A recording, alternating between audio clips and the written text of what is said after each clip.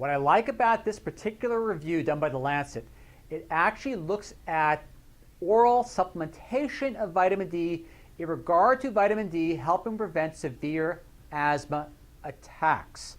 So what the Lancet did is looked at a large number of studies, picked a few which met their quality protocols, and then basically introduced them to their meta-analysis. And it shows the dosages that were used and other parameters in regard to those particular studies. You'll understand more why in a second. But with that in mind, let us proceed with the public citation title as follows. Vitamin D protects against severe asthma attacks. To quote, taking oral vitamin D supplements in addition to standard asthma medication could have the risk of asthma attacks requiring hospital attendance according to new research.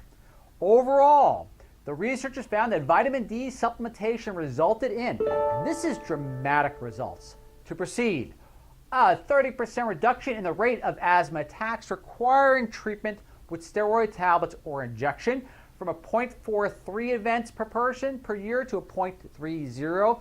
Keep in mind, for the statisticians out there, they're utilizing relative risk reduction.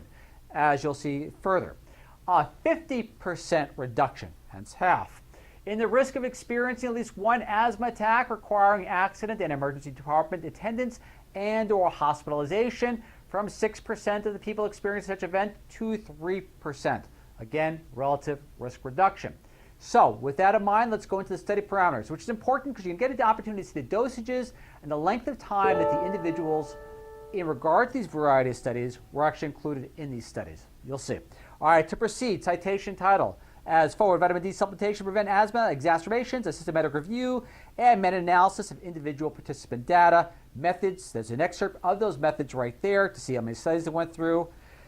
The results. All right, let's look at the charts first. All right, this is an excerpt of one of the charts in which you can easily see the amount that was utilized per day, whether it be a bolus, maybe they'll like jump start with 100,000 IUs and they'll take like 400 IUs per day, or just the daily amount in oral supplementation itself, and also the study duration. I took that excerpt out to give you a little bit more of a clearer picture of how these supplements benefited, what amount of the supplements required to yield these type of benefits overall. All right, now let's back up. Let's look at the whole chart itself. This gives you an idea of the meta-analysis, or I should say not the meta-analysis, the studies that were utilized in the meta-analysis itself for a little bit more further information in regard to duration, dosages, p-values, so on and so forth. All right, let's back that up. I want to show you the second chart here, which is important because this is more of a synopsis. It shows you the ages, the amounts greater or less than 2,000 IUs or more than 2,000 IUs, whether it's less than 6 months or more than 6 months. All important information for the medical professional itself. So I left each one of those up so you can pause and basically gather your information as you need.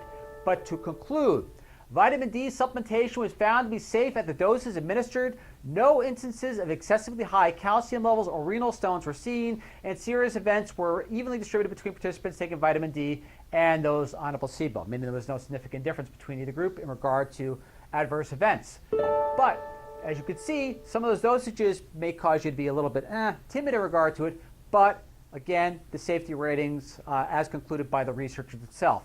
Now, what I also want to do too is leave you a little bit of an audio clip that's on the Lancet site itself, just to encourage you if you want to listen to the researchers explain this study in their own words. It's about 10 minutes or so, but still just the same. If you're a medical professional or a person who's looking to bring this information to a medical professional in regard to advice or basically any sort of procedures that you're looking for in regard to oral supplementation in reduction of vitamin D attacks with your child or yourself, just work together as a team. Again, this is Ralph Turchiano signing off.